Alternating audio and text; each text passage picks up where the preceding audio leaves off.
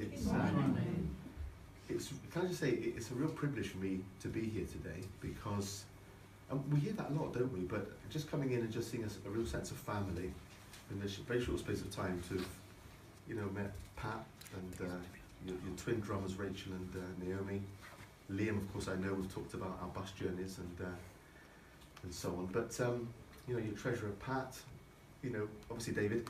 David, I'd seen before a little bit. I think the mic's not on it. Isn't it? Yeah, did you switch it on? Oh, About the same thing. is it loud enough, or is it? I mean, that's. Is it on You need it on. Is that better for you? Yes. But is that too loud? No. No, is that better? That's better. Yeah. So the reason I mentioned the family bit is because for all of us, if church isn't family, then we're missing really something important, aren't we? And I had a quick look on your Facebook page and the website just to see what Collydean Granary was like, because I wasn't sure before I came. And I thought, shall I wear a tie? Is it going to be a suit? Is it going to... And then I saw David, and everything became clear. No, I know what I mean is, I felt I could be relaxed coming here. Not scruffy, but I can have a shirt and some shoes, etc. And obviously I know Liam as well. So today, maybe I should just introduce myself very briefly. I'm here with my wife Julie. We live in Dunfermline. David's quite right. My name Demetriou originally is a Greek name. My parents were originally were from Cyprus, even though I was born in Britain. And it's a special day for me particularly because Theo's here. We don't see each other that often now because we live quite a distance apart. My son Theo's here. I've been in the Baptist church for over 20 years before we moved, and I married Julie, live in Fife. And I was an elder for 5 years at the church. It was in Chester on the Welsh border. We did a year of Christian ministry school in the States for 1 year, which was last year, and then we started at the Scottish Baptist College as well. So I said the final year when David asked me, what year are you in now? It's actually my second year, but it's the final year, if you like. I think they're allowing for something in the past to say, look, hopefully you'll be ready to do what you're meant to be doing at the end of next year. This passage that we're going to be talking about today is one that it means a lot to me. I'm just going to read it out to you. But in your hearts, set apart Christ as Lord. Always be ready or prepared to give an answer to everyone who asks you to give the reason for the hope that you have. But do this with gentleness and respect. And obviously it goes on. It's always good to see a passage a bit before, a bit after. But hopefully I'll fill in a little bit around that. And that's 1 Peter chapter 3, verse 15. I don't know about you, but I'm so glad that somebody actually told me about the gospel. It's easy to forget that somebody once told us, isn't it? Because we've been a Christian sometimes so many years. I've been a Christian for 31 years, because I'm 53 this year. And I was 21. And somebody, bothered to tell me. Now, I'm not saying that they just came up to me and told me, but somebody was willing to talk about it. And I don't know about you, but that isn't always the case, is it? Some people don't necessarily want to tell you about what they believe because they think it's a kind of private thing, that it's just between you and God. And of course that's true. It is a private thing between you and God as well. But what happened to, the passage where it talks about if you've got a light, you don't keep it hidden somewhere, underneath a bushel, as it says. It has to come up high. It's got to do something, hasn't it? And I think this morning I want to talk to us, I include myself, about being willing to talk about our faith and what it is. Now, I think sometimes after we've been Christians a long time, sometimes if somebody says, well, why are you a Christian? Liam talked about influences, and maybe our parents were our main influences in terms of the faith. Maybe they went to church for many years, and maybe as a result of that we started going, and before you know it you're in a groove and you go to church, and of course you believe. But this passage is, we can just go back to that. Is it, oh, you got the, thank you Fiona. It says here, but we give an answer for the reason that we have the hope that we have. So there's got to be something about it where we're not saying we're Christians because we were just brought up in the faith. Because we all know, don't we, that if we live a second-hand faith through our parents, it just doesn't really work. It's great to learn about God. It's great to learn about Jesus through our parents. That's wonderful. But there's got to come a point where you make a decision for yourself. You're not living it through mum's faith or dad's faith, or even your grandparents' faith. Sometimes even your brother and sister's faith if they become a Christian maybe before you have. So, in my case, in fact, it was more than one person that spoke to me about the faith, and it was over a period of time. And it wasn't a presentation of a gospel message. You know what I mean? Where somebody says, right, you're in sin, Jesus comes, and all that kind of. It wasn't like that. But when I reflect on it, whoever spoke to me in their own way, in a very personal way, whether they were young or old, did give me an answer for the reason for the hope that they have. And that did something in me over a period of time. And I don't think I realised what was going on, because Julie spent some time in the garden yesterday. It was such a good day. And we got some flowers from Dobie's, and she was planting them. Now, those flowers have got a top bit so we can see it, but often, when we're planting seeds, we don't see them, do we? And nothing happens for a while. And but even though we don't see it, something's going on, isn't it? Something's going on underneath the soil where no one can see. And we could say only God can see what's growing underneath the soil. We've been educated enough to know that seeds grow and it's eventually going to pop out of the surface. And in the same way, the seed that's sown in us, because somebody's been willing to talk to us, that does its growing in a place that often other people can't see. Sometimes we can't even see it, but the growing is happening, and it may take a while, or it might be quite quick, and then suddenly a shoot comes up, and what was sown maybe years ago is actually doing something amazing right now. And I don't want to embarrass anybody here, but I spoke to Danny briefly, who came in. Danny, where are you? Yeah, I'm not going to get you to stand up, don't worry. But I'm just an example of someone who's come to church for the first time. She had Naomi, invited me to come along.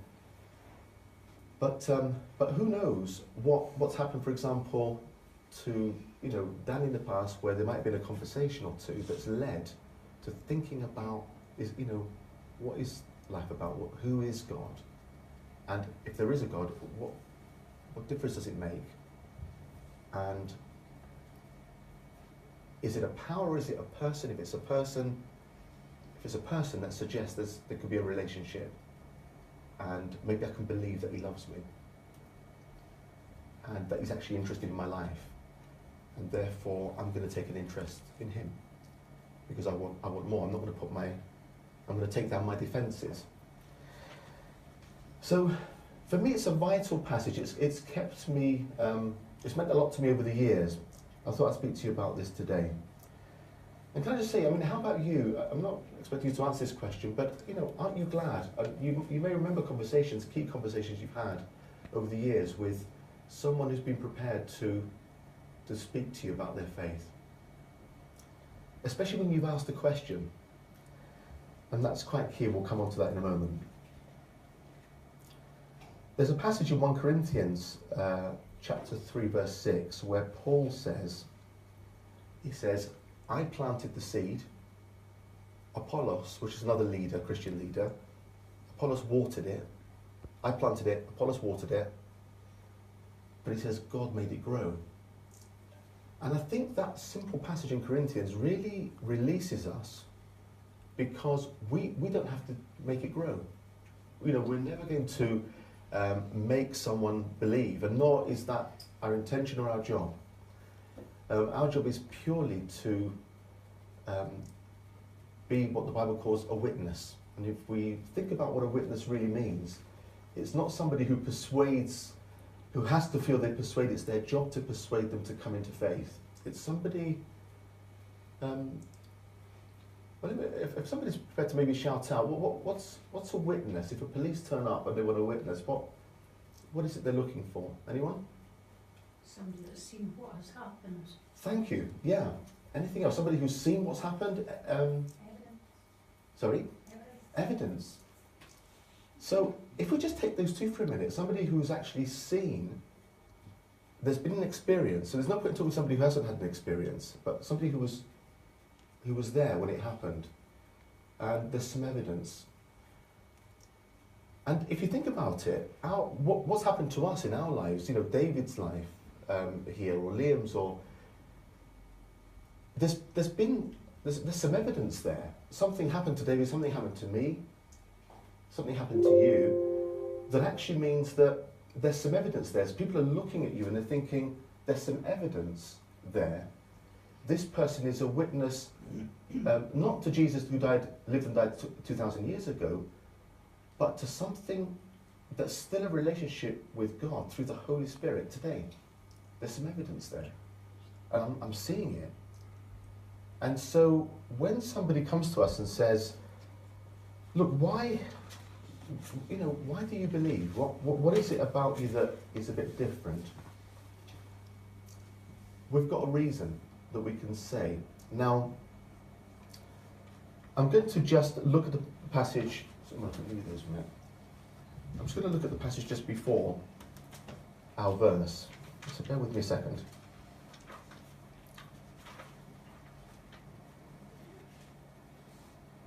David's Bible is just a bit chunkier and bigger. So I thought it'd be easier to read.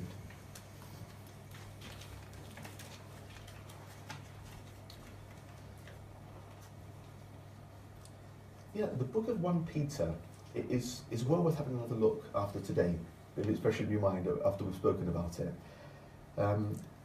It's a book that Peter wrote to the churches that existed at the time, but it was scattered. It was scattered in what is now we know as Turkey.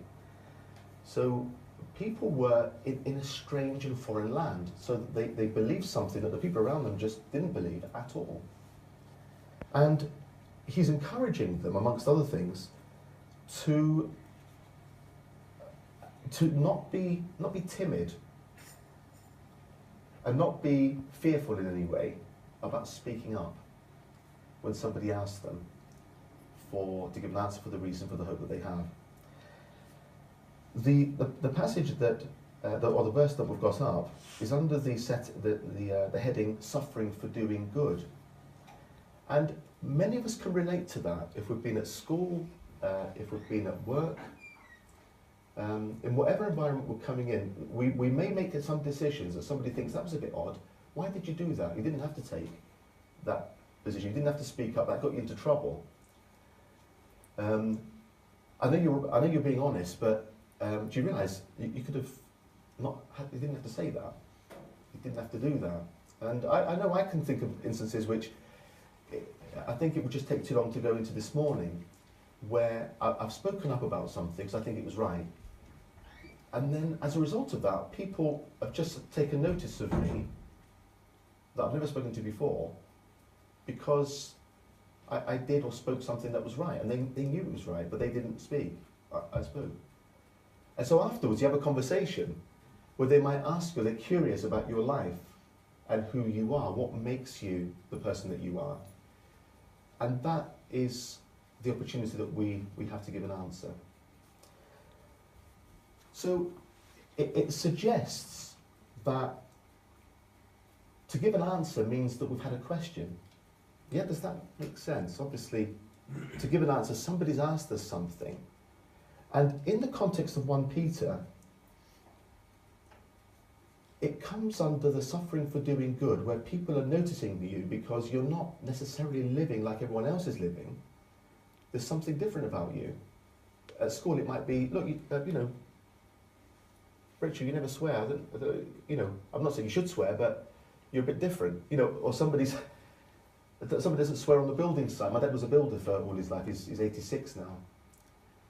And there's something different about you, and so people will ask you a question because of your life and your behaviour. And that gives us the opportunity to answer. And I want to just point us out, even though we haven't got it on the screen, to the verse just before, where it speaks of... There's two different translations, but I'm going to read them both. They're both valid. It says here, do not fear their threats, because obviously Peter's talking to the church scattered throughout the known world at the time. And do not be frightened. But another translation says, do not fear what they fear. And that's important for us, because if we live lives where we fear the things that the world fears, there isn't much to distinguish us in terms of outward sign. And it's back to our light just being put low. But we're at church, and we're here because we love God, and it's because we want to see God's kingdom come. And obviously that means the light coming back up, and it means that we answer.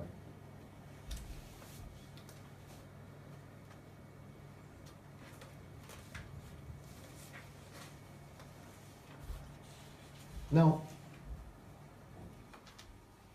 if we just look at that clip of the verse where it says, set apart Christ as Lord in your heart. Some of your Bibles might say, revere Christ in your heart. I've chosen the translation set apart because maybe it's simpler in its English, in the language. I think as believers, as Christians, Christ is in our hearts. He's certainly in the mix of what's in our hearts. But there's other influences, as Liam said. So there's parents, there's great teachers that we've had. There's an uncle that's always easy to speak to. There's a granddad that we always got great comfort from. There's grandma who taught you to do stuff. And sometimes we find other people easier to be with and be influenced other than our parents, depending on the circumstances. Sometimes our parents have worked away a lot, or they've been very, very busy trying to earn a living. So if Christ, we can assume that Christ is in our hearts, is in the mix, but is Christ one of the people you go to for advice and comfort? And if the answer is yes, that's good. Is he one of the people that you would go to when you want an opinion on something? And if so, that's good. But the set apart means that Christ is not in our hearts mingled in the same vein as Uncle Bill who could give us advice, your grandma, all these wonderful people around us. There's something that's set apart about Jesus Christ in our hearts. So it's true that God obviously does minister to us through people. That's why he's placed them in our lives. But the spirit-to-spirit relationship that we have with God means that the Lord Jesus Christ needs to be set apart. There's an opinion there, there's a comfort and a guidance that really matters above all else. There are circumstances when you may go against advice that you've received around you because you know that God's spoken to you specifically about something, and you just have to go and do it. And it might not even be popular sometimes, or people might wonder, it's costing you, but you do it. So, I suppose the question is, who are we answerable to the most in that situation? And if we find ourselves defaulting to being fearful in those difficult situations, we've got a choice between that and defaulting to listening to the Lord Jesus Christ, in which case we receive his peace. There's such a difference. I would say that's a clue to whether we've got Christ set apart in our hearts. That would be a clue. If we're experiencing any kind of fear in a situation, and it might not be a physical fear, it might be a fear of an apprehension that really takes over, and you've got your mind going in circle, there's a turmoil in your mind, emotionally or whatever, that would be a clue that maybe we need to set Christ more apart than the rest of the people that are in our hearts that we love and are dear to us. And the reason I've just focused on that for a moment is this, because straight after the set apart, it says, always be prepared to give an answer to everyone who asks you to give the reason. So, and the bit before that we said, do not fear what they fear. So there's that sense in which, if we set apart Christ in our hearts, it dampens down any fear, gives us the boldness to be able to speak up. And I feel that, for me, when I read this passage, it means that we don't have to worry about what other people worry about when we open our mouths and speak. We can afford to be bold.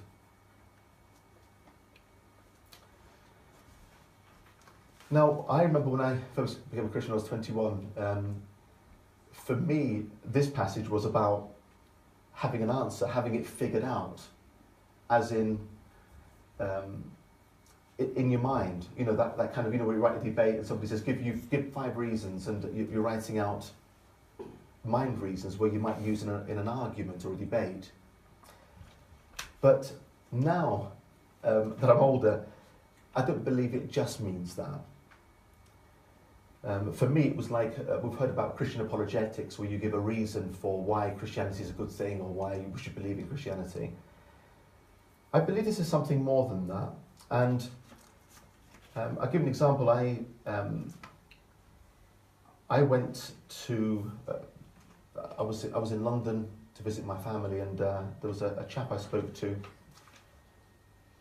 and it was purely by chance. I was waiting for this shop to open. He was a cafe owner, and he was just standing outside opening his shutters, and I just asked him what time the shop opened, and he told me. And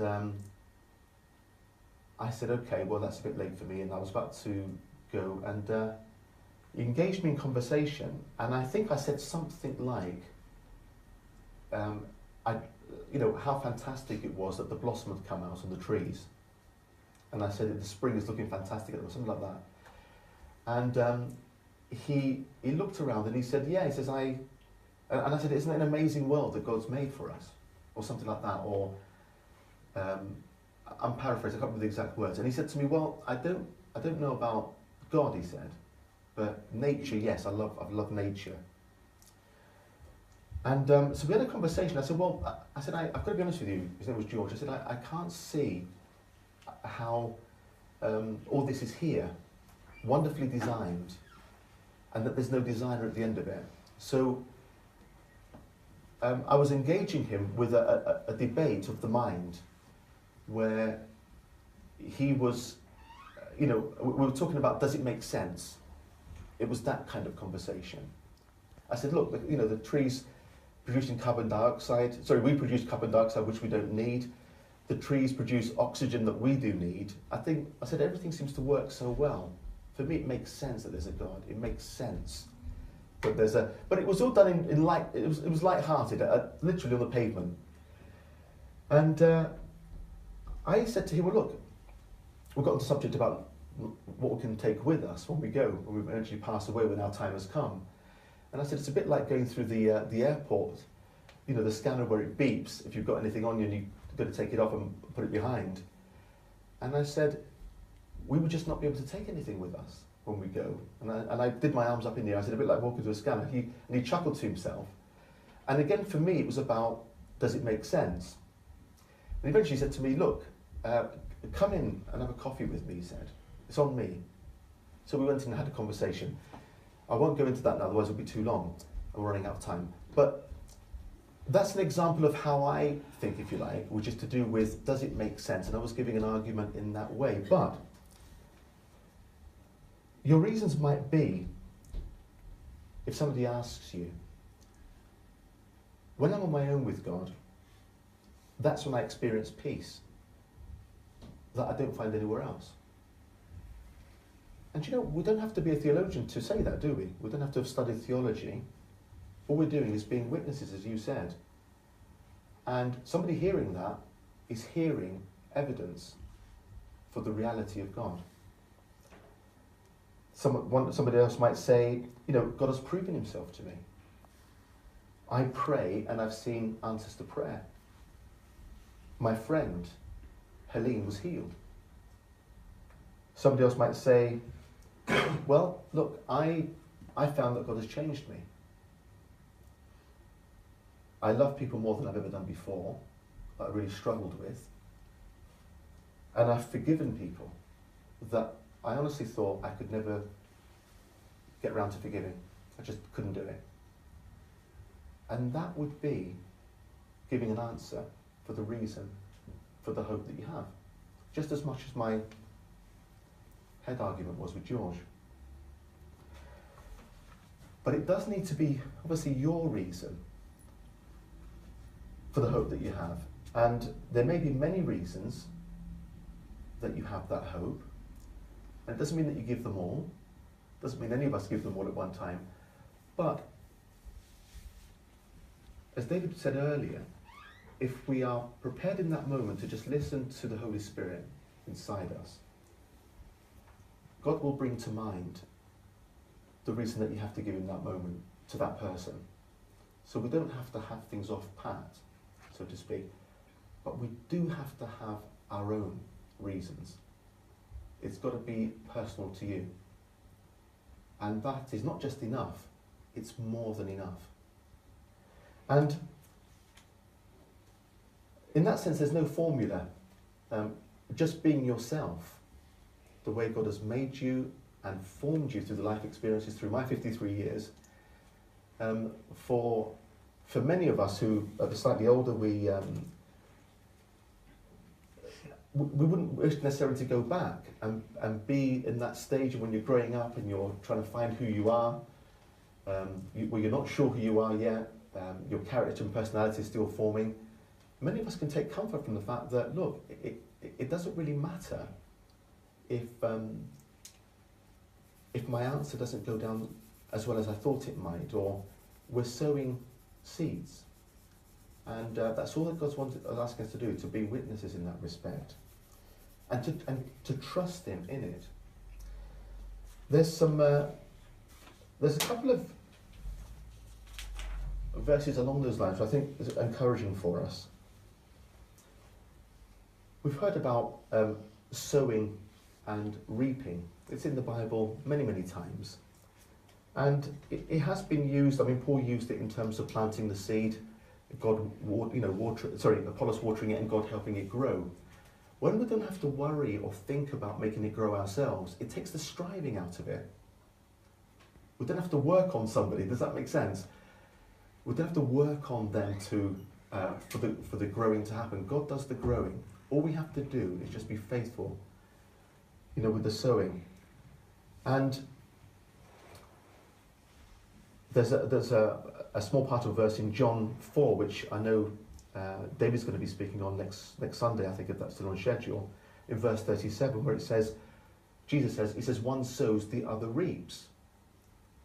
And in Hebrews chapter 11 going into chapter 12, many of you would have read about all of God's people that lived before us, all the ones that are going to live on this, and we're right here in the middle. And Keith Green, the Christian singer, says this generation of believers is responsible for this generation of souls, but again, without the striving, purely to be witnesses, and not to feel that we need to keep our light low anymore. We can lift it high. And the older we are, we've got even more to offer because there's lots more evidence. And the younger we are, there's a lovely freshness, especially when we come to faith, that people just see in you. And they see that something's happened to you and there's been a change.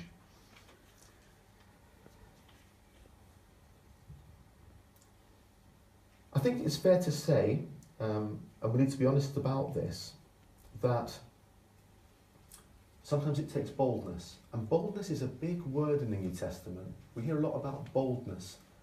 When Paul was thrown into prison, he'd been boldly proclaiming the gospel. He comes out of prison, the first thing he does, he goes to the house of other believers and he asks them to pray that he has more boldness.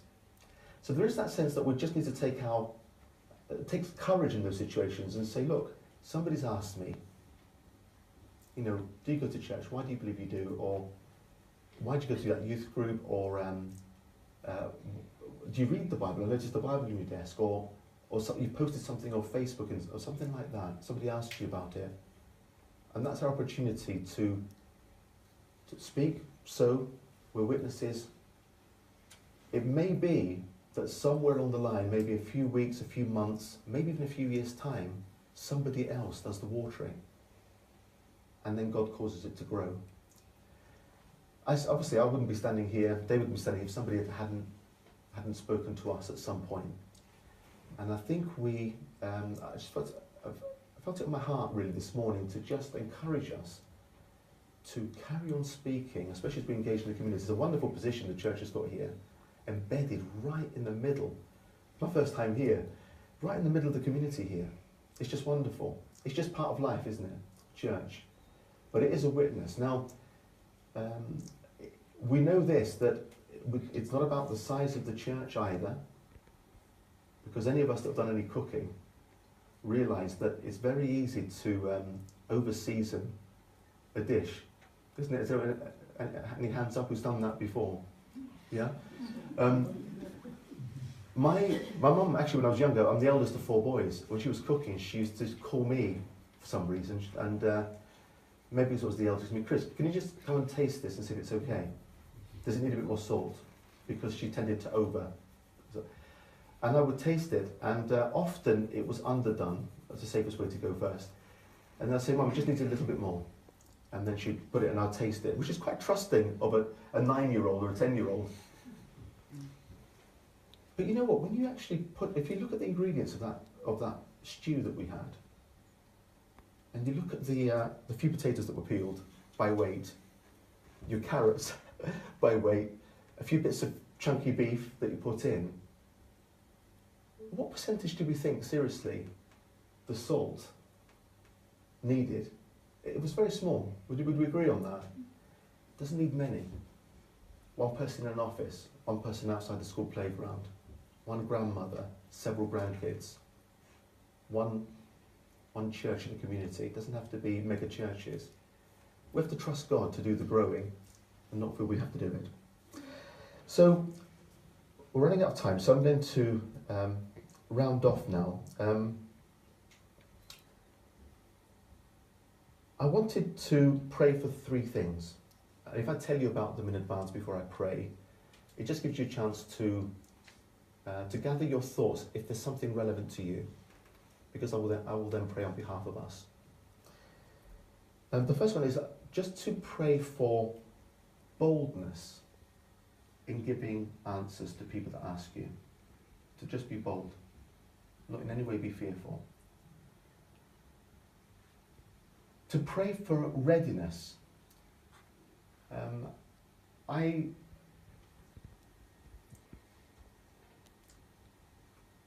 There's 2 pictures that I had for the readiness. One of them, for example, if we're a soldier and suddenly our commanding officer says, go, we're ready to go. And again, it's not about having pat answers that we pull out, but it's just being ready for that opportunity to think, something's happening here. I'm going to give an answer to this person. The other one is one of a grocer. That a grocer never wants to be running out of groceries, of food that somebody may come in to ask. And in that sense, often the answer that we give is a bit like food, because some people are asking us because they're really hungry. They've eaten what the world has had to offer. It's just not been enough. And they're hungry again very shortly afterwards. I remember that when McDonald's first came out, My mum used to say, look, there's no point in having that because I used to go home and be hungry again. So there's food and there's food. And when people are asking us, sometimes it means they're hungry. So I'm going to pray for readiness. For those of you that feel, actually, I never feel ready. When somebody asks me a question, I never feel I've got a right answer. And I'm kicking myself afterwards for saying something I didn't mean to say. And the other one I'm going to pray for is for gentleness and respect. Because we know that whatever we say is one thing, but the way we say it really matters. And if we ever believe that packaging matters as to whether we go for something, then I would say gentleness and respect is God's packaging. And we really need that, because somebody can not listen to what we're saying, even though it's good stuff, because the packaging is wrong. And I hold my hands up here. I certainly have spoken before where I could think of something relatively recently with a family member, not a close family member, but a family member, and he had all sorts of objections to the church, and we didn't fall out, but I reflected afterwards. I thought I answered, but I don't think there was a gentleness there in my answer. I felt like I had the answer. So it's not as though we're going to do things perfectly every time. But if we do things with gentleness and respect when we give our answer, it really does widen the door of the influence that Liam spoke about. It means that people are much more prepared to receive from you because of the way you're doing it. And not only that, of course, it gives them God's heart, the Father's heart, in the way you're speaking. They see something of the Lord in you. So those are three things I'm going to pray for. And there is one more thing which is slightly unusual. So I'm just going to go with it, because when I was preparing and praying for today, it just wouldn't leave me. So I'm going to just share it with you.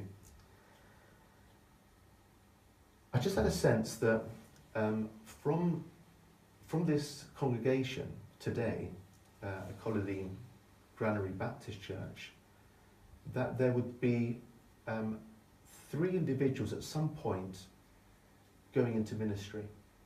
Now we know about Liam, so I'm studying with him, but I just felt that it would be wrong of me not to share that in case this was of the Lord. But it hasn't left me for the last few days.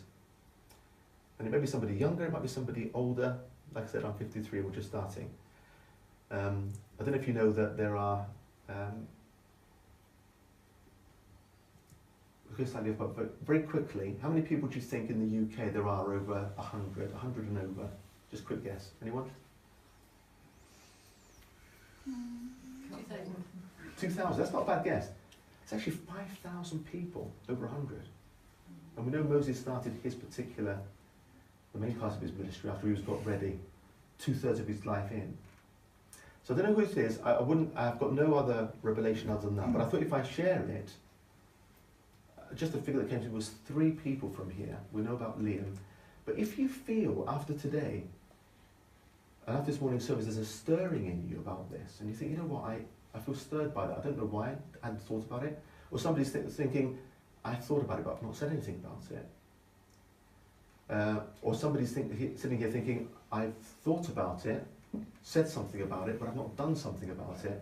Well, if I can encourage you to speak to either David, or Bill, or somebody else here, in leadership, and just pray.